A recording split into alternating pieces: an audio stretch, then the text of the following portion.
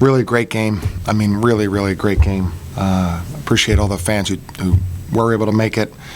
But it was a game worthy of a sellout because there were so many big plays made down the stretch and in overtime. I'm really proud of how we played. I wish we had started better, but I thought the rest of the game we played really well and scrapped. And congratulations to Loyola, good team. But we had opportunities, but to get to the point where we had opportunities is very positive for us. And I thought we did so many things really well, and a tough loss. But we're looking forward to Saturday's game against Fordham. Coach Mooney has Neskovic, and is it anything serious? The right name? Yeah, I'm not sure, John. He's going to meet with Andy right now. I can't tell necessarily, obviously, from right now, but I feel like maybe it's not quite as serious. But we'll let Andy take a look at him. What are you seeing from Mike Walls here that allows him to become such an impactful offensive player? Yeah, Mike was great. I mean, I assume that's his career high, and he also threw some really nice passes to keep some of their pressure off of us, throwing guys open backdoor. I thought he was really, really good. He was confident. We could throw it to him, in different spots on the floor, and he was able to do something positive with it. His shooting is good, and tonight he scored in the post and did some things that really helped us. So a really positive game for him and a positive step, and hope we'll have more and more. And I thought Ryan Sulis played very well. So I think that's positive, and as we continue to move forward and play more games, center position has always been so important for us. I think Mike played great, and I thought Ryan played well also. Could you share your thoughts on Loyola's shooting, particularly in overtime? Yeah, very impressive. As a coach, you often think, I felt like they were a little too comfortable early.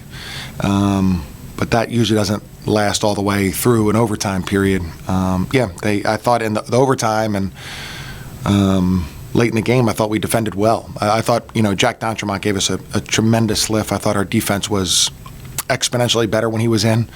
And they continued to make shots. So again, good players, and you tip your hat. I thought many of them were well guarded, but maybe they got a little bit too comfortable early in the game.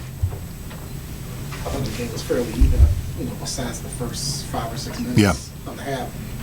Any explanation as to the slow start? Not necessarily. I think that again, at college basketball, it's a game of runs, and often in the beginning of the game, there's a run, and I just think we weren't. They play with a great amount of intensity, and I think that we didn't handle that part of it well. And of course, like they would all game, they made some shots early, but we were on our guys, and we were kind of trying to see who could go in there and give us a lift. And B. Artis White hit the three-point shot where he was fouled, was big, and I thought Ryan Sulis gave us a really good lift in the first half. So we did battle back. So I'm very disappointed in the start, but we did battle back. Do you see Ryan Marley possibly getting more time? Because it seems like when he gets on the floor, especially with him and Mike at the same time, there's the energy. Yeah, I think so. He has to play more. At Davidson, he had played 14 minutes and he fouled out. Now that happens a lot to freshmen, big men. But yeah, tonight he was good. I thought it was hard to get Mike back out of there because Mike was playing so well. But yeah, Ryan, I think, is going to play more and more and has an incredibly bright future. B. Artis White scored his 1,000th point tonight. Could you talk about his progression and the increased role he's played as the year's gone on? Yeah, B. Artis is really a good player. He's an incredible kid. I'm happy for him that he got his 1,000th point. And yeah, I think he was hampered by 2 injuries early in the year, and that had him have a much slower start. But he's been great. He can put pressure on the other team when we're on defense and when we're on offense because of his speed. He makes good decisions. I thought he played great tonight. We're happy to have him and happy for him. Mike, how about trying to summarize the form of that game? It was sort of a rough start defensively, but then clawed back and got right in. Yeah, tough start at home. Obviously, no fans in the crowd to help us out. But yeah, we played really well. Towards the middle stretch of the game, we really found our groove on defense. Things on offense were flowing. Just a couple things down the stretch them getting offensive rebounds, namely, really killed our momentum. But there was a lot of great things that we saw today. Can you elaborate on some of the good things you saw? Obviously, more offense was one. Yeah, just like you said, a lot of offensive movement.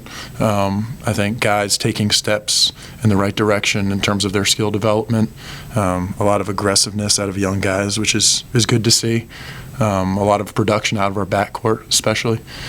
But yeah, I think we were grooving on offense. Defensively, we were loud, we were talking. But at the end of the possession, you got to get a rebound. And yeah, I told my team that largely falls on me. Yeah, I started the season off so well rebounding in a game where I only have 2 defensive rebounds. It's unacceptable. So I take full responsibility for that. But again, a lot of great flashes on both sides. Could you speak to Jack's impact?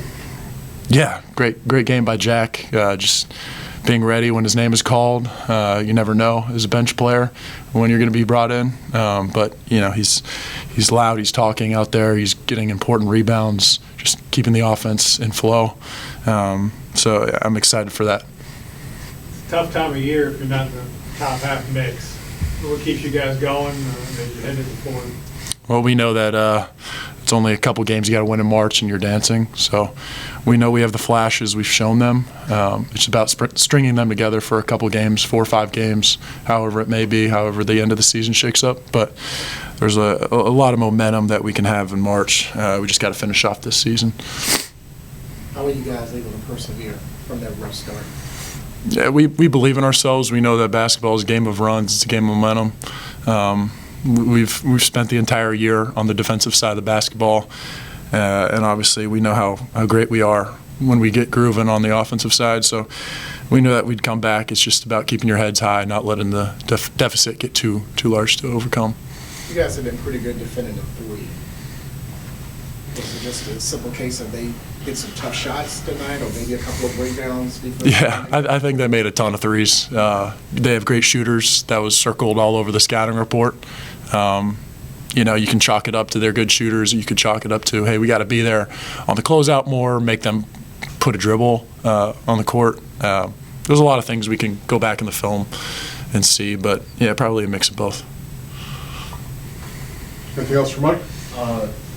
You yourself had 20 points, a career high tonight, and hit a couple threes. How would you assess your development on offense this year and the progression that you made?